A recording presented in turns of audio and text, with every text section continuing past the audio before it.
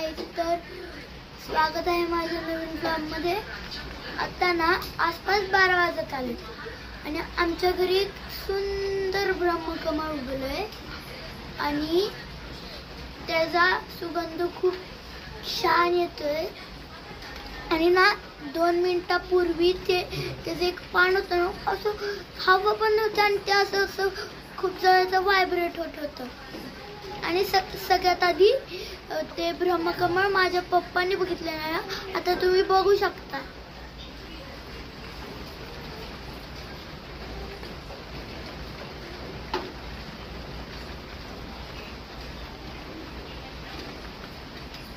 Hi guys, तर bye आजसाठी एवढं। पाहिलं ना तुम्ही हे ब्रह्मकमळ किती सुंदर दिसतंय ना।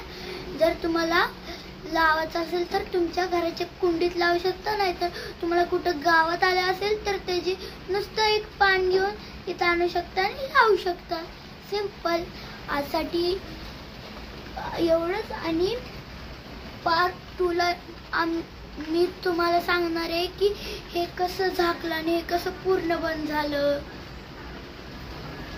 ओके बाय, आजसाठी नमस्कार।